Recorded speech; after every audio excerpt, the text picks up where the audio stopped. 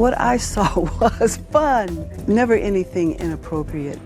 What I saw was work and They say play. the truth always comes out, but nobody expected it to come from her.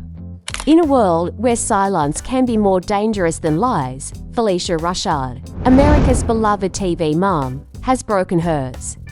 And what she's saying about Malcolm-Jamal Warner's final days is shattering everything we thought we knew. This isn't just another Hollywood rumor whispered in dark corners of Beverly Hills. This is a revelation that has fans frozen, insiders scrambling, and an entire industry holding its breath. Because according to Phylicia, the man we thought we lost to fate may have been lost to something far more sinister.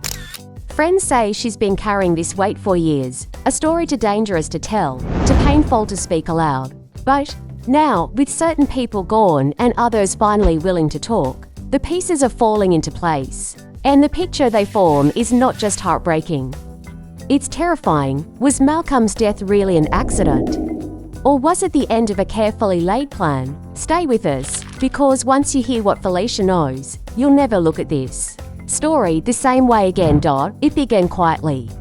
No headlines, no breaking news alerts, no Twitter storms. Just a faint shift in Phylicia Rashad's usual calm presence. The way her smile didn't quite reach her eyes anymore. The way her pauses in interviews seemed longer than they should be. For those who knew her, it was obvious something was wrong, and for those who knew Malcolm-Jamal Warner, the connection was impossible to ignore. Behind closed doors, whispers started. Friends claimed Phylicia had been meeting with a small circle of people who had been close to Malcolm in the final months of his life.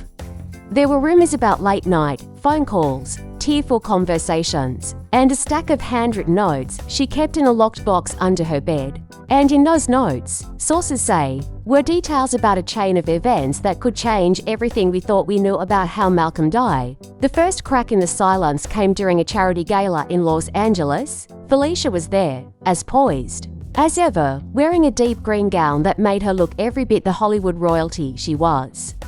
But as she stepped up to the microphone to thank the donors, her voice caught. She cleared her throat, tried again, and then the words just spilled out. "I can't keep pretending," she said softly, almost to herself. The audience leaned in. What happened to Malcolm wasn't right. And it wasn't what they told us. Gasps filled the room, cameras clicked. You could feel the tension crackling like electricity. But before she could say more, the event host quickly ushered her off stage, smiling awkwardly and changing the subject. By the next morning, that moment was everywhere. Short, grainy clips shot on phones were spreading online, each one cutting off before Phylicia could finish her sentence. The public wanted answers, and so did the press. But Phylicia went silent again, at least in public. In private, however, she was talking. One source, who claimed to be a longtime friend, told US Phylicia had been deeply troubled by things she'd learned in the weeks leading up to Malcolm's death. Apparently, he had reached out to her in a series of increasingly desperate calls, saying he felt unsafe, watched, and most chillingly, that someone close to him wanted him gone. The friend recalled one call in particular. He said, "They've been planning this for months. I don't know how to stop it." And then he laughed. But it wasn't a happy laugh. It was that kind of laugh you do when you know you're in trouble and nobody's coming to save you. Phylicia, according to those close to her, begged him to go to the police. But Malcolm refused. "If I go to them, I'm signing my own death certificate," he allegedly told her. This is bigger than you think. In the days after that conversation, Malcolm stopped answering her calls. Text messages went unread. Mutual friends reported strange encounters, like Malcolm suddenly leaving a restaurant mid-meal because he didn't feel safe, or showing up at a party only to leave within minutes after receiving a text. And then, the unthinkable happened. News broke of his death, wrapped in the official explanation: sudden health complications. The industry mourned, tributes poured in, and the public grieved the loss of a beloved actor whose work had shaped a generation. But for Phylicia, that explanation didn't just feel incomplete. It felt like a lie. Friends say she started digging immediately. She called people Malcolm had mentioned in his final weeks, tracked down colleagues from old projects, even spoke to staff at the hospital where he was taken. And what she found, or thought she found, only made her more certain it was all too neat. One source quoted her as saying, "Too clean, too staged." The deeper she looked, the more her focus narrowed on a single person, someone who had been part of Malcolm's life for years, but whose relationship with him had reportedly grown tense and unpredictable. Phylicia never named them outright in public, but those who spoke to her privately say it was no mystery who she meant. According to these accounts, Malcolm had confided that this person had been controlling, manipulative, and increasingly hostile. Arguments had turned into ultimatums, and ultimatums had turned into threats. And just weeks before his death, Malcolm allegedly told Phylicia, "If anything happens to me, it's because of them." And yet, despite all this, Phylicia didn't go to the press, not right away. Some say she feared for her safety. Others believe she wanted to gather undeniable proof first. But that gala slip-up, that single sentence into the microphone, showed that the truth was clawing its way out of her whether she was ready or not. The next big moment came during a private memorial gathering for Malcolm. Friends, family, and a few industry insiders were there. According to multiple attendees, Phylicia stood up to give what everyone assumed would be a warm, loving remembrance. Instead, she stunned the room. "I loved him like a son," she began. "And that's why I can't rest until the truth is known. He didn't just die, he was taken from us." The silence that followed was suffocating. Some guests stared at the floor, others exchanged nervous glances. One person reportedly got up and left the room altogether, and in that moment, the lines were drawn. There were those who believed her, who felt the weight of her words and knew she would never say something like that without reason. And there were those who dismissed it as grief speaking, or worse, as an attempt to stir drama where there was none. But Phylicia didn't care. To her, the stakes were too high. And according to our sources, what she did next set off a chain of events that would drag buried secrets into the light. Secrets that would pit her against powerful people, strain old friendships, and put her own reputation on the line. And that is where part 2 begins. When Phylicia decides to take her private suspicions into the public arena, and all hell breaks loose. The shift happens slowly at first, almost unnoticeable, like a storm forming far out at sea. After the memorial, Phylicia retreated from the spotlight. Her public appearances grew rare, and when she did show up, her comments were short, guarded. But behind the scenes, she was moving with precision. Friends say she began meeting with journalists, not the big flashy names from network TV, but the quieter, investigative types who knew how to dig without leaving obvious fingerprints. She handed them copies of messages Malcolm had sent her, played recordings of late-night calls where his voice trembled with fear, and showed them notes she'd been keeping since his first plea for help. One of those reporters later claimed that what Phylicia had wasn't just speculation, it was a roadmap.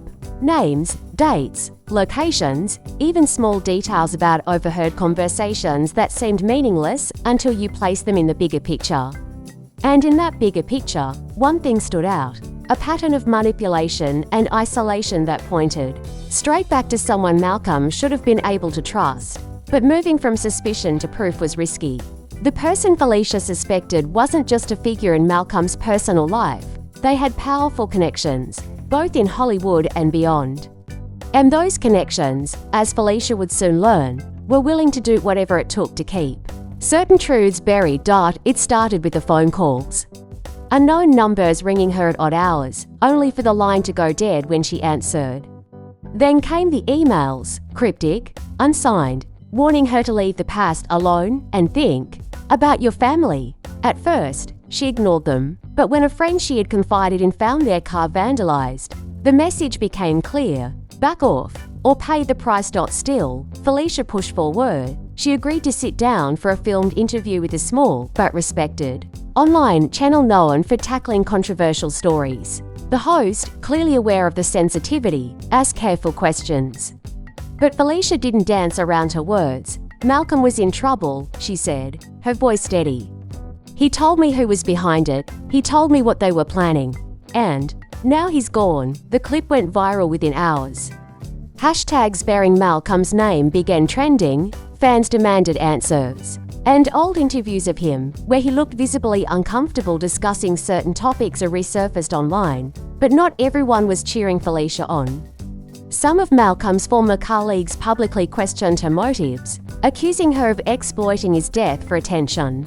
Others warned that stirring the pot could tarnish his legacy.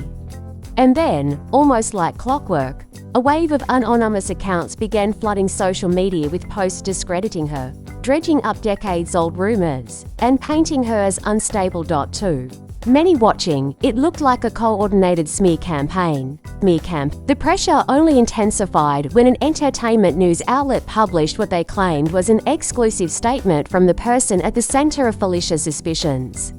In it, they dismissed her claims as hurtful fabrications. Insisting that Malcolm's passing was a tragic, but natural event, they accused her of trying to rewrite history and warned that they were considering legal action. Phylicia, however, didn't flinch. In fact, according to one source, that statement only made her more determined.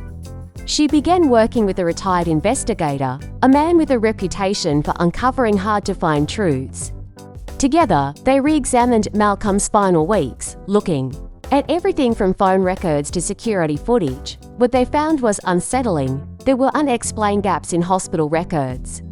A witness who claimed to have seen Malcolm arguing with the suspect days before his death suddenly stopped returning calls. And perhaps most troubling, there were financial transactions. Large sums of money moving between accounts linked to the suspect and people with no obvious connection to Malcolm. But the real turning point came when a former assistant of the suspect reached out to Phylicia in secret. Trembling, speaking in a whisper, they claimed they had seen and heard things that could confirm her suspicions. "I was told to destroy certain files," the assistant allegedly said. "But I didn't. Delete everything. These files, if real, could blow the story wide open." Yet, as Phylicia weighed the risks of going public with them, the pushback grew more aggressive. The retired investigator's office was broken into, nothing taken except a single hard drive. A scheduled TV interview with Phylicia was abruptly cancelled without explanation. And on more than one occasion, she noticed the same black SUV parked outside her home for hours at a time. Still, she refused to stop. Friends recall one moment during a quiet dinner when she looked around the table and said, "I don't care what happens to me. I care about what happened to him." The room went silent. No one doubted she meant it. And then came the leak. Someone, to this day, no one knows who, sent a folder of documents to multiple media outlets at once. Inside were text messages, financial records, and photographs that appeared to support many of Phylicia's claims. The recipient list included both sympathetic journalists and mainstream networks, ensuring that the information couldn't be buried completely. When the first outlet published the material, the internet exploded. Hashtags turned into movements. Fans began holding online vigils, sharing clips of Malcolm's work alongside demands for a reopening of the investigation into his death. And through it all, Phylicia kept her composure. She didn't gloat. She didn't scream, "I told you." So, instead, she released a short statement. Truth has a way of surviving, but the storm was far from over. Because now, with the story breaking wide open, powerful forces were scrambling to contain the damage, and they were willing to take down anyone standing in their way.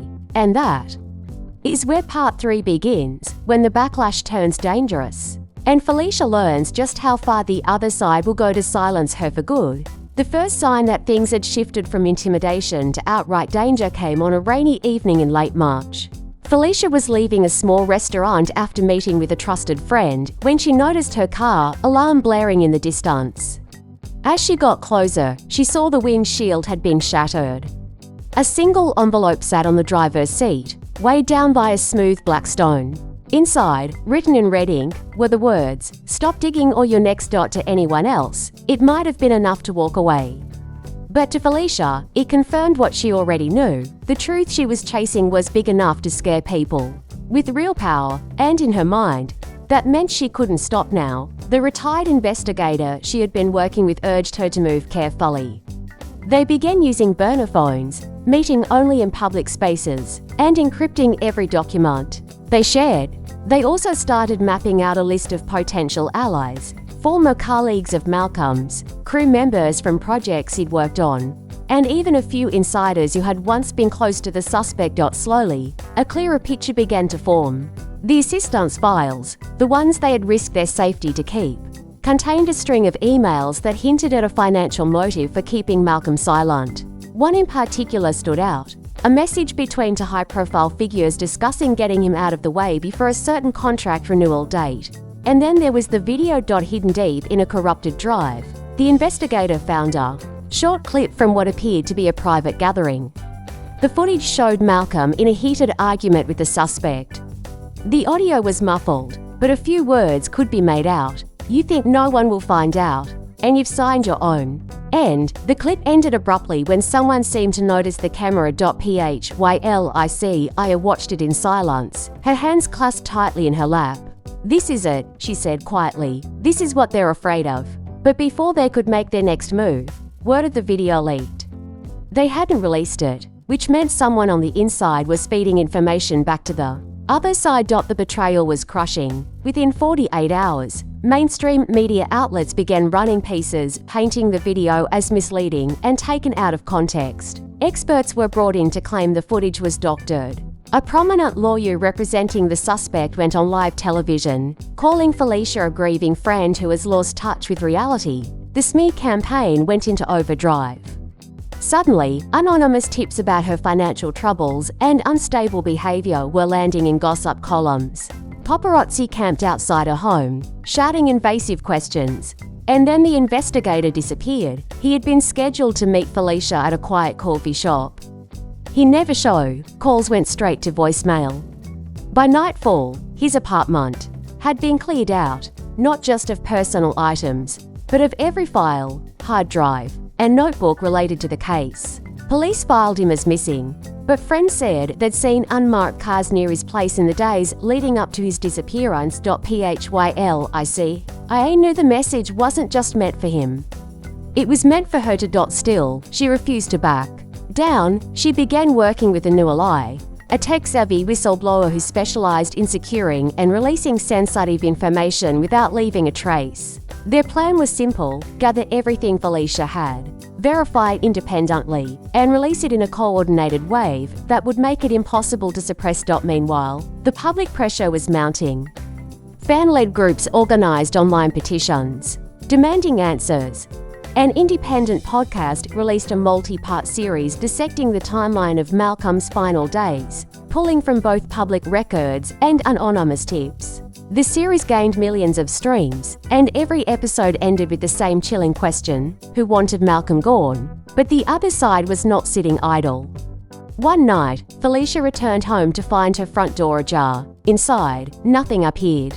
Stolen, but the smell of cigarette smoke lingered, and on her kitchen counter sat one of Malcolm's old photographs, torn down the middle. The next morning, she received an email with no sender and no subject line. The only content was a single sentence: last warning. Her friends begged her to step away, but Phylicia told them it was too late. "If they're going this far," she said, "then we're closer to the truth than they want us to be." That truth came into sharper focus when the whistleblower managed to recover a set of encrypted voice memos from the assistant's original files. It was Malcolm himself, speaking in a low, measured tone. "If anything happens to me, look at the contracts, look at who benefits, and don't trust the people smiling the widest." The memo sent shivers down Phylicia's spine. This wasn't just paranoia. Malcolm had known his life was in danger. Releasing that memo would be a turning point, but it also carried risk. The whistleblower warned that once it went public, there would be no going back. Lines would be drawn, and the other side would throw everything they had into silencing them. Phylicia thought about it for a long time. Then she hit send. The memo hit social media like a lightning strike. It was raw, personal, and impossible to ignore. Even those who had dismissed her before were now questioning the official story. Journalists who had stayed away began sniffing around. Legal experts speculated on what looking at the contracts might reveal. The response was so overwhelming that the suspect was forced to issue a second public statement, this time far more defensive. And noticeably shaken, they denied any wrongdoing but refused to answer specific questions about the contracts. It was a crack in the armor. But cracks can be dangerous because they make the whole structure unstable. And as part begins, that instability is about to explode, with consequences no one, not even Phylicia, could have predicted. The release of Malcolm's voice memo didn't just spark outrage, it ignited something deeper. People weren't just reacting, they were organizing. Hashtags demanding justice trended for days. All colleagues of Malcolm, who had been silent for years, began speaking up in interviews. Former staff members hinted at strange orders given in the weeks before his death. Even a retired entertainment lawyer claimed on a podcast that the contracts Malcolm mentioned could take down more than one career. But as the public grew louder, the pushback grew sharper. Within days, Phylicia noticed she was being followed. The same dark sedan parked outside her building in the morning, showing up again near her gym at night. Once, she caught the reflection of a man watching her from across the street, a phone held low in his hand. The whistleblower urged her to relocate temporarily, and they set up in a safe house owned by a mutual contact. From there, they began digging into the contracts Malcolm had warned about. What they found was staggering: hidden clauses, offshore transfers, and a series of shell companies that all seemed to lead back to the same few names, including the suspect. The deeper they went, the more it became clear that this wasn't just about Malcolm, it was about silencing anyone who threatened a very profitable empire. One night, as rain pounded against the safe house windows, the whistleblower leaned back from their laptop and said, "We have enough to go public. All of it.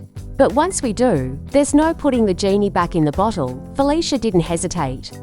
"Then we do it." For him, the plan was to send the full set of documents, audio files, and recovered footage to 3 independent media outlets at once, ensuring it couldn't be buried. They set the upload for midnight. But at 11:43 p.m., the power went out. Not just in the safe house, in the entire block. The whistleblower's eyes widened. They know. Moments later, the sound of tires screeching on wet pavement filled the air. Headlights flashed through the curtains. Someone pounded on the door, shouting for Phylicia by name. The whistleblower grabbed the hard drives, shoving them into a backpack, while Phylicia quietly moved toward the back exit. They slipped out into the alley, the rain drenching them instantly, and made their way toward a nearby parking garage where an ally was waiting. Behind them, the pounding on the safe house door grew louder, then stopped. The next morning, news broke that the safe house had been accidentally damaged in a small electrical fire. The official report blamed faulty wiring. But the files were safe. And at 3:07 p.m., they went live. The reaction was immediate. News anchors scrambled to explain the damning paper trail now in public view. The contracts showed direct links between the suspect and payments made to silence potential whistleblowers. One document even referenced post-event management, dated just days before Malcolm's death. Social media exploded. Memes, threads, and live discussions dominated timelines. Even celebrities who had previously stayed quiet posted cryptic messages of support for Phylicia. The suspect, now facing a tidal wave of questions, held a press conference. But instead of clearing their name, they made a critical mistake. They tried to discredit Malcolm himself. The backlash was immediate and brutal. Fans who had loved Malcolm for decades saw it as a betrayal, and the press turned on the suspect in real time. And yet, Phylicia knew this wasn't over. 2 days later, a manila envelope arrived at her temporary address. Inside was a single USB drive. No note, no explanation. When she